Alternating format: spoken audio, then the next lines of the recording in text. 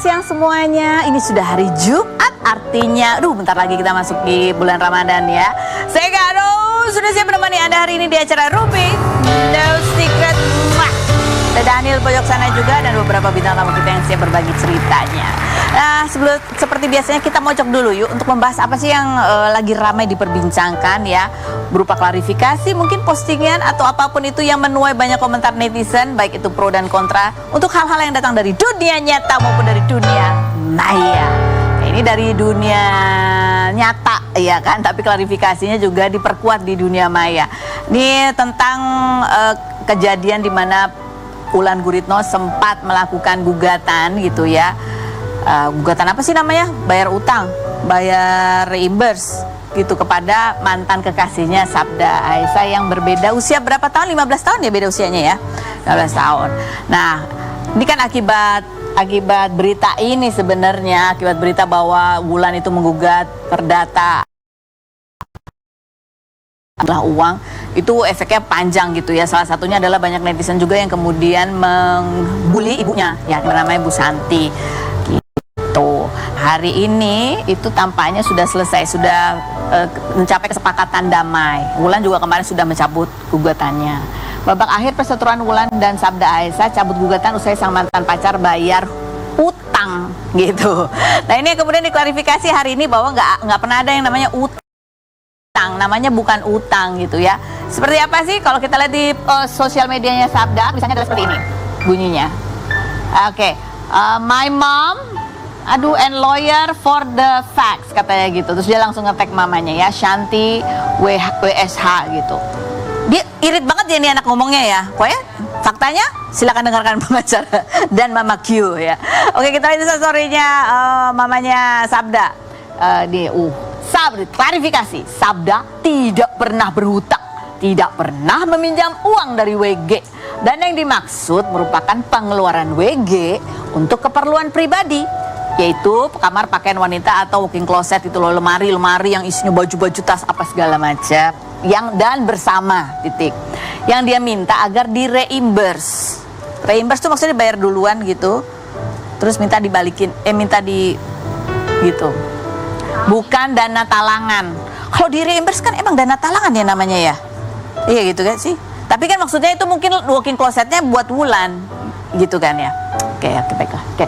Terus tanggal 13 2024 lalu Sabda dan WG bertemu dan Sabda mengatakan akan segera reimburse. Setelah ada gugatan, tim kuasa hukum Sabda menemukan ternyata pengeluaran WG hanya 282 juta yang merupakan sebagian kecil dari pengeluaran total Sabda yang renovasi interior rumah katanya gitu. Jumlah itu sudah direimburse Sabda pagi tadi sebelum sidang katanya. Oh, sebelum sidang? Oh, pakai sidang nih. Sidang apa sih? Mediasi. Wah, ada sidang ya. Oke. Padahal di gugatannya si Wulan menuntutnya sekitar 300 berapa gitu ya. Oke, coba kita lihat seperti apa pernyataan kuasa hukumnya berikut ini. Pengeluaran bersama untuk keperluan bersama sebetulnya gitu ya, di rumah yang sama itu gitu. Nah, ini ada, kita lihat tuh juga Mama Santi tadi juga memvideokan seperti apa sih walk-in closet yang dibangun yang harganya 283 juta itu.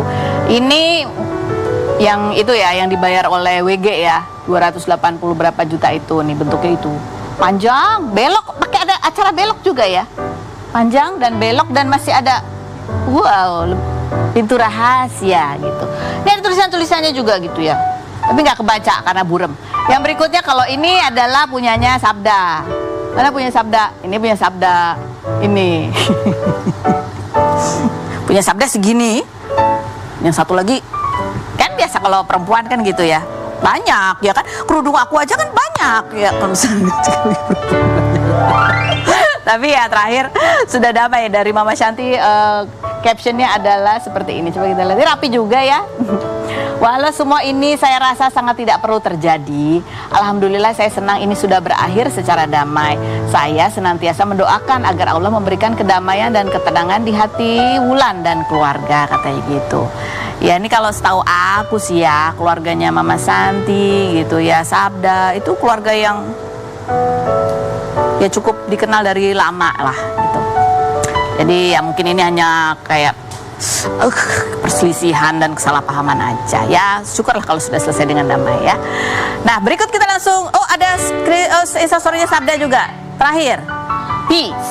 Oh, dia mengcapture sebuah, apa ini namanya? Ceramah gitu ya, isinya bahwa kalau kita difitnah yang penting sabar aja lah, sabar gitu ya. Komentar netizen coba kita baca. Nanti ada yang kurang, ternyata belum baca komentar netizen ya. Iyalah udah dibalikin duitnya makanya dicabut katanya. Yang berikutnya, ya iyalah kalau udah dibalikin duit terus ngapain lagi, kan emang tujuannya adalah supaya duitnya balik. Begitulah cinta gugur, utang piutang tumbuh. Ya, berikut. Emang bisa ya dipidanakan utang antara pacar? Setahu aku hutang piutang selain sama bank nggak bisa dilaporkan. Kalau bank jelas agunannya disita, gitu aja. Oke, berikutnya. Udah. Ada lagi? Habis gitu aja. Ya hikmahnya aja yang kita bisa dapat dari itu apa sih ya, kalau belum ada ikatan pernikahan. Kalau pernikahan itu kan janji dan ada ikatan hukumnya, ya kan. Ya kalau nggak mau ada persoalan lebih besar di kelak kemudian hari, ya udah nggak usah bikin sesuatu yang permanen. Iya kan, yang menimbulkan hutang piutang itu tadi. Gitu Daniel. Oke ya. Oke baik. Berikutnya ada Meisya Siregar sudah pulang ya dari jalan-jalan. Aku nggak tahu itu ibadah sekaligus juga bulan madu kayaknya ya. Kita dengar ceritanya, keseruannya seperti apa. Kita lihat dulu profil Meisya Siregar berikut ini. Kita sudah bersama dengan Meisya. Apa kabar Meisya? Habis jalan-jalan? Alhamdulillah. Aduh, perjalananmu dan video-video, foto-foto yang kamu posting itu membuat kita semua kayaknya ya rata-rata iri juga, pengen nyoba juga. Masya Allah. Mudah-mudahan nanti Kak Ros ya. Amin. Bisa tabaruk ke sana. Amin. Oke, ini ada artikel nanti 9 momen honeymoon Meisya dan baby di Yordania. Mesra bak pengantin baru gitu. Bukan cuma di Yordania aja juga ya. Kemudian di mana sih, Mesir ya? Iya, Mesir. iya. Dan kemudian di Masjid Al-Aqsa juga beribadah. Nah, ini kita pengen tahu, justru kalau aku terutama pengen tahu ketika kamu tuh bisa sampai bisa beribadah di Masjid Al-Aqsa tuh seperti apa gitu perjalanannya, karena kan kita tahu itu sekarang wilayah lagi begitulah lagi panas ya. Lagi jadi panas, mungkin di sini Kak Ros yang aku mau jelasin sebenarnya nawaitu kita berangkat ke sana tuh bukan jalan-jalan. Jadi benar-benar pure kayak kita mau umroh, kita ibadah. Karena kan memang difatwakan oleh Rasulullah kita menginjakkan kaki ketiga tanah suci. Salah satunya adalah Al-Aqsa. Nah, selama kita nggak bisa ke Al-Aqsa, memang ada peperangan di sana yang memang Rasulullah sendiri bilang utus orang ke sana untuk mengirimkan minyak-minyak dan menghidupkan lampunya di tempat-tempat tersebut. Jadi ibaratnya ramaikan. Tapi alhamdulillah Indonesia dengan leluasa diperbolehkan untuk masuk. Nah, jadi kalau menurut aku perjalanan ke sana itu memang banyak orang yang berpikir konfliknya, perangnya itu memang di Al-Aqsa. Sementara yang di Gaza itu sebenarnya jauh, kayak Bandung sama Jakarta. Jadi sekitar 3 jam gitu ya. Jadi perjuangan orang-orang Palestina untuk mempertahankan Al-Aqsa, mereka berbeda tempat. Nah, kita nih orang yang bisa masuk, orang Gaza nggak bisa bergerak, ditawan di sana. Kita yang bisa masuk, kita sama-sama berjuang gitu loh. Nah, dalam perjalanan tersebut mampirlah kita karena harus lewat border Jordan atau Mesir. Jadi sambil kita mempelajari sejarah nabi-nabi besar kita yang memang dibesarkan di tanah Syam di Palestina. Jadi alhamdulillah momen-momen sambil kita beribadah dan bisa colongan gitu ya, berduaan sama baby, alhamdulillah itu jadi bonus. Jadi ini gitu. Colongannya ya. Iya. Utamanya adalah ibadahnya. Kayak ceritain dong gimana tuh waktu kamu masuk bordernya itu? Apakah cukup ketat atau gimana? Ketat banget lah. Bayangin nggak sih Kak Ros, kita kan selama ini kita menganggap mereka itu musuh. Kita sangat membenci mereka sebagai orang yang sudah menzolimi, sudah membunuh dan lain sebagainya. Kebayang nggak kita harus berhadapan sama mereka? Itu kita harus mengesampingkan kebencian kita demi apa nih?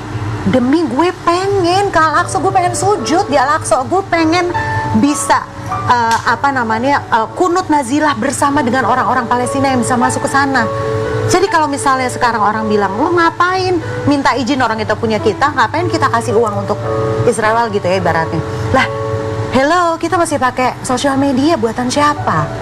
Kita masih pakai semua yang ada di Indonesia ini semua bermuamalah dengan mereka. Iya. Kita cuma tinggal pintarnya take advantage gitu loh, Kak Ros. Ya kenyataannya saat ini begitu, tantangannya begitu, ya kita cari solusinya lah caranya. Kalau Berjuang ada, aja ya. masing-masing dengan caranya apa yang kita bisa. Jadi ketat nih, bersenjata banget. Beuh. Semua pakai senjata dan benar-benar baby dites beneran muslim apa bukan waktu di Mesir dites gimana caranya? Oke, karena terus? kan kita mau masuk ke apa namanya border kan, terus udah gitu kita ditanya nikah udah berapa lama segala macam, terus ya dengan pandangan-pandangan yang udahlah. Maksudnya Penanyanya disitulah gitu. perang batin. Gitu. Dan kita masuk ke Al-Aqsa pun semua checkpointnya adalah mereka gitu loh. Jadi satu masuk ke negaranya masuk ke border, nih. sampai ke kompleks Al-Aqsa pun itu dijaga berlapis-lapis dengan mereka, dengan tentara Israel. Dikasih tanda tuh bahwa ini udah dikasih approve nih boleh masuk gitu. Iya, karena kan visa kita memang udah dicap, udah boleh, dan itu satu minha kita baru dapat kabar boleh apa enggak. Jadi kalau semua orang jamaah udah berangkat tuh,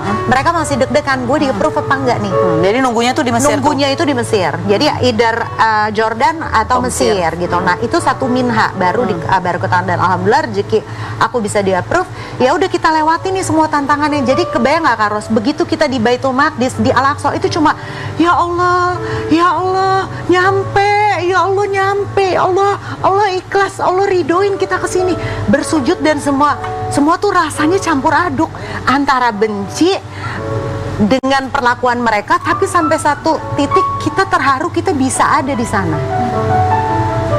Dan sedih aja ketika ada orang yang menganggap aku kesana jalan-jalan seneng-seneng di atas penderitaan orang-orang Gaza itu. Ya Allah, pedih banget, maksudnya hargain tiap orang tuh punya perjuangannya masing-masing. Terus aku dicap bilang Allah menginjak-injak harkat derajat orang muslim. Ya Allah, astagfirullah. Nggak diharamin loh, nggak ada fatwa Rasulullah yang mengharamkan kita ke Al-Aqsa. Kita legal dan beribadah gitu ya.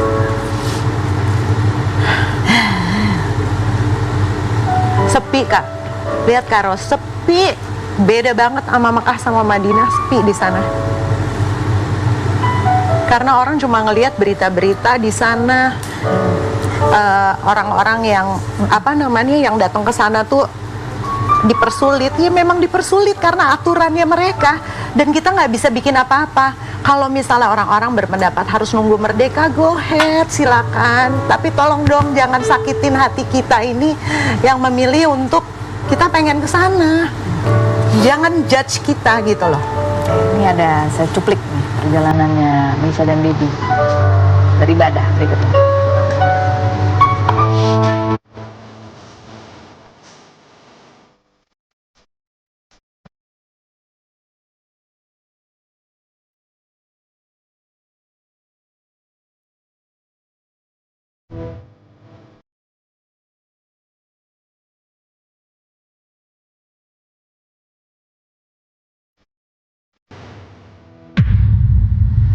Apa yang kamu rasain ketika ada di situ?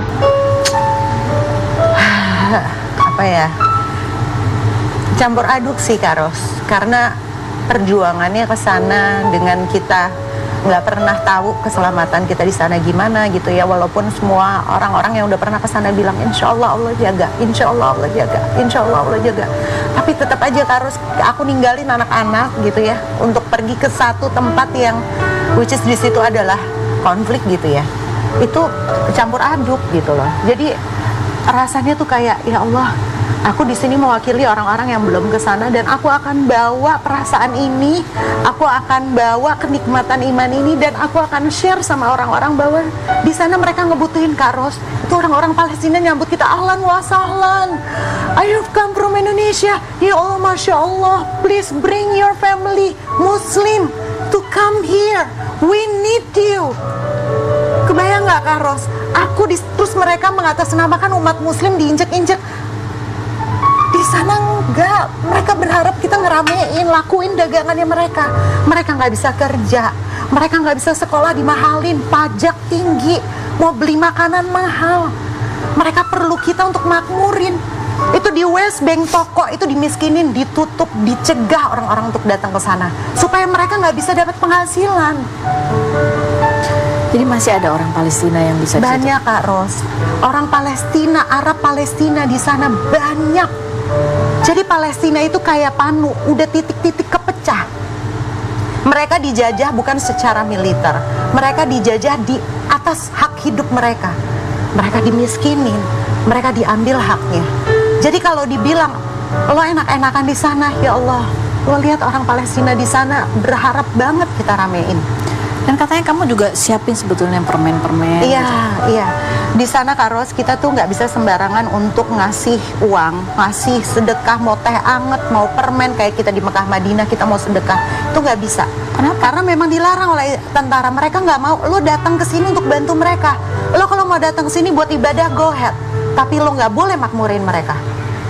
Jadi kita harus pintar-pintar cari orang Palestina yang bisa ngasih sedekah kita. Kita cari camp-camp pengungsi yang ada di sana, orang-orang jalur Gaza yang berobat di Yerusalem. Banyak karos yang kita bisa bikin di sana. Banyak banget. Jadi apa ya? Jangan beranggapan kalau misalnya kita ke sana tuh kita cuma foto-foto, kita cuma bikin konten yang nggak ada nggak ada goalnya untuk apa? Karena Kak Ros aja bingung, bisa ya kita masuk ke sana? Emang boleh ya kita ke sana? Emang di sana ada orang Palestina tuh di sana ada? Ya Kak Ros, banyak. Dicek nggak sosial media kita? Cek. Aku 2 minggu sebelum keberangkatan aku archive semua. Semua keberisikan aku tentang Palestina aku archive. Tapi balik lagi random. Ada 2 orang yang di reject dari rombongan kita itu, dia nggak main sosial media, dia pegawai swasta, orang biasa, dia dipisahin dari istrinya, dia berangkat, dia terpisah, dan dia nggak tahu kenapa saya di reject. Saya udah nikah, saya umurnya matang, saya nggak punya kepentingan politik apa-apa di sini, saya nggak punya niat untuk melakukan aksi kemanusiaan, tapi di reject. Ya maunya dia aja Kak. Dan berapa lama boleh di situ? Visa kita selama perjalanan kita cuma 4 hari di sana, 4 hari di, mungkin kalau visanya sendiri paling cuma 1 minggu ya. Jadi visanya memang nggak bisa lama-lama dan Tapi boleh bolak-balik ke masjid? boleh setiap hari kita bolak-balik. Dan dibukanya itu nggak 24 jam dari 3:30 subuh, jadi kita masih bisa tahajud, masih bisa sholat sunat apapun sampai Isya selesai jam 8, setengah 9 udah Baru ditutup. tutup. Oke. Tapi orang Yahudi itu udah masuk ke Masjidil Aqsa Karos. Sudah masuk. Aturannya sebenarnya nggak boleh. Mereka udah masuk. Kapanpun mereka mau sembahyang, kita diusir. Suruh keluar dari Masjidil Aqsa. Terus kalau misalnya bukan kita yang ngejaga, ibaratnya kita punya rumah. Kalau mau disita, kalau kita nggak dudukin, dengan mudahnya dong. Kamu menginapnya di mana? Hotel pemilik Palestina di sana banyak. Jadi hotel-hotel di Yerusalem itu banyak banget, dan itu jaraknya sekitar 20 menit dari hotel. Jadi tiap hari kita jalan bolak-balik setiap waktu sholat. Jalan kaki? Jalan kaki. Jalan kaki dan Masya Allah nikmat banget. Karena Kak Ros itu jamaah tuh dari yang umurnya udah berusia lanjut 91 tahun. Dan ada juga yang udah di kursi roda, mereka semangat kok, alhamdulillah. Oke, baik. Ada lagi video? Kalau kita mau ke komentar netizen dulu, ini yang tadi dari awal. Misha kesel nih, mungkin ada di sini di komentar netizen ya, ada yang rakyat Palestina minta kita yang mampu sering-sering ke sana memakmurkan Al-Aqsa karena mereka sendiri dipersulit. Ini yang memperkuat kamu. Kemudian ada, Masya Allah, tidak semua orang berkesempatan ikut dalam perjalanan sejarah. Barakallahu fiik, turut bangga, bahagia, terharu. Anda bersenang-senang di sana, rakyat Palestina menderita tidak bisa sholat berkunjung di sana. Berikutnya, bayangkan Anda sedang berada di halaman rumah yang sedang dicuri, lalu Anda izin ke pencurinya, Pak, saya mau izin masuk rumah itu, mau berdoa. Oh iya, silakan, tapi Anda harus bayar visa. Anda menyetujuinya. Setelah masuk, si pemilik rumah sedang disekap di sudut ruang. Ironinya Anda berdoa agar mereka dibebaskan. Yang berikutnya ini ya, Masya Allah banyak. Dari artis AP juga melihat postingan itu ya. Nah, ini ada satu foto juga dari Misha ya, pada saat kamu sedang berada di sana juga sedang ada kejadian di mana para istilahnya pengungsi yang sedang Ngambil bantuan dan kemudian dibombardir begitu. Itu Ketika kamu berada di lokasi yang secara ini seolah-olah lebih dekat gitu, Iya. itu pasti kan rasanya beda. Iya, beda banget Kak Ros. Karena apa ya, bayangin aku baru pulang dari sana terus tiba-tiba ada kejadian di sana di Rafah dan di Gaza ya. Ya, yang pasti ironis, tapi kita semua sama-sama berjuang kok. Kita semua sama-sama cinta Palestina. Kita akan ngobrol lagi sama Mesya. Ada Jonathan Frizzy yang akan hadir berbagi cerita juga. Kita lihat dulu profilnya berikut ini.